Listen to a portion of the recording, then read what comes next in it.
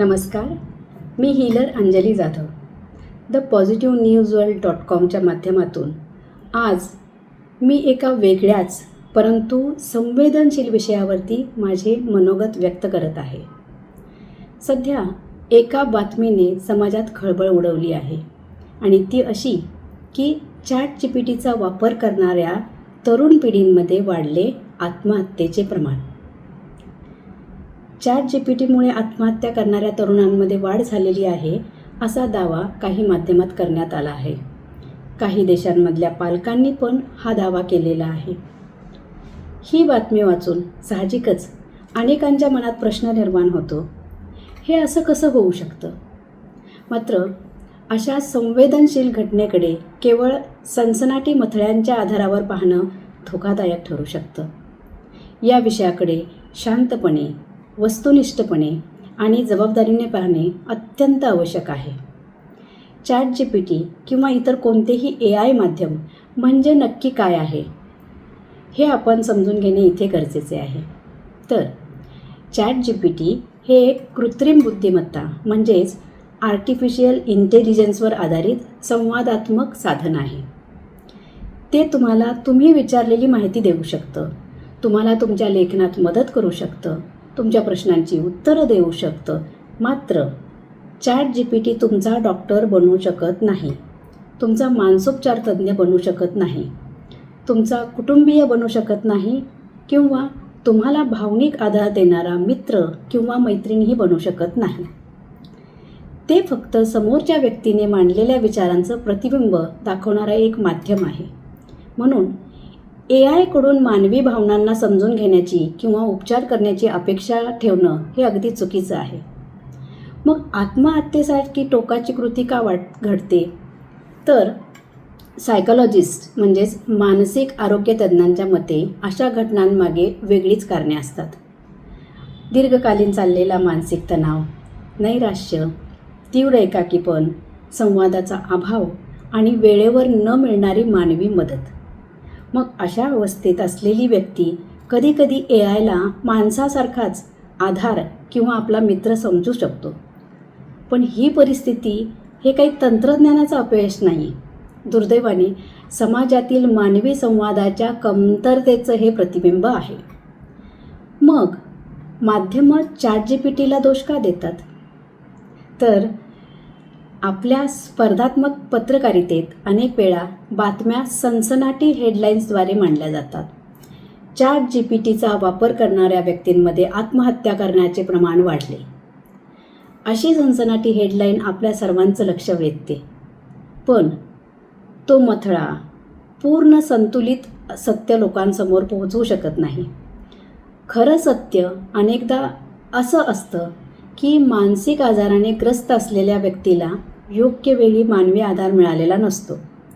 बऱ्याच वेळा घरातील जबाबदार व्यक्ती त्यांच्या कामामध्ये अतिशय बिझी असतात.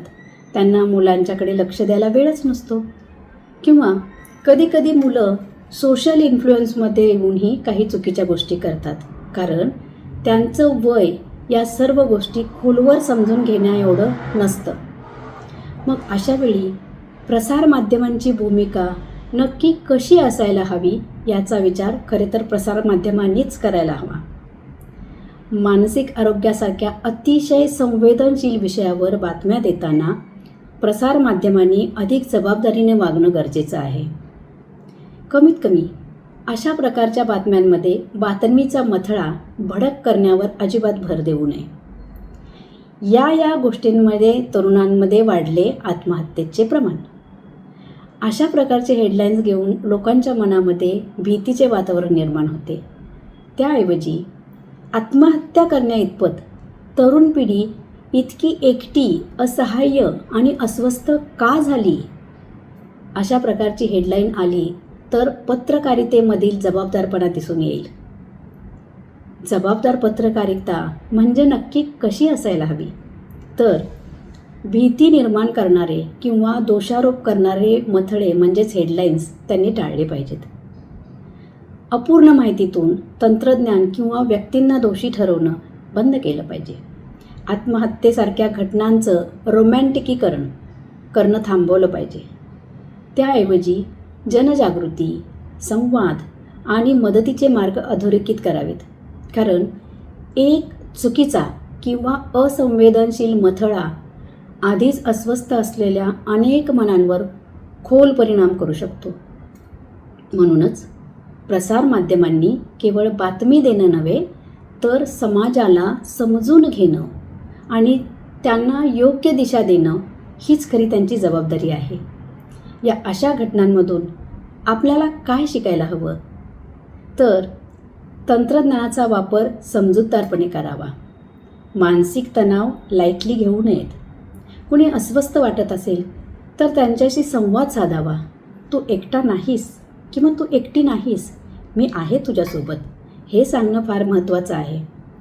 AI तुम्हाला तुम्ही विचारलेली माहिती नक्कीच देऊ शकतो, पण माणसाचं मन फक्त माणूसच समजू शकतो. आणि त्यासाठीच घरांमध्ये किंवा मित्रमैत्रिणींमध्ये सुसंवाद हा असायलाच हवा. या सर्व माहितीनंतर आपण सर्वांनी हे लक्षात घेणे गरजेचे आहे की तंत्रज्ञान हे धोकादायक अजिबात नाही, परंतु ते दुधारी अस्त्र नक्कीच आहे. त्याचा वापर कसा करायचा हे आपण सर्वांनी ठरवायचं आहे. एकाकीपणा नक्कीच धोकादायक आहे. आज समाजाला गरज आहे ती अधिक सुसंवादाची, अधिक संवेदनशीलतेची आणि अधिक मानवी जिव्हाळ्याची. आज ही माहिती मी तुम्हा सर्वांसोबत केवळ जनजागृतीच्या उद्देशाने शेअर करत आहे. फक्त माझ्या या माहितीला तुम्ही वैद्यकीय सल्ला समजून पुढे जाऊ नका. गरज असेल तर त्याप्रमाणे योग्य त्या तज्ज्ञांची जरूर भेट घ्या. जर तुमच्या आसपास किंवा घरामधील कोणालाही मानसिक अस्वस्थता जाणवत असेल, नैराश्य जाणवत असेल, आता माझं काहीही होऊ शकत नाही, मी लूजर आहे, अशा प्रकारच्या भावना मनामध्ये येत असतील किंवा कधीकधी आत्महत्येसारखे विचार मनात येत असतील, तर तात्काळ तज्ज्ञ डॉक्टर किंवा मानसोपचार तज्ज्ञ किंवा विश्वासू व्यक्तींशी संपर्क साधावा. आपत्कालीन परिस्थितीत स्थानिक हेल्पलाईन किंवा वैद्यकीय सेवांचा त्वरित उपयोग करावा.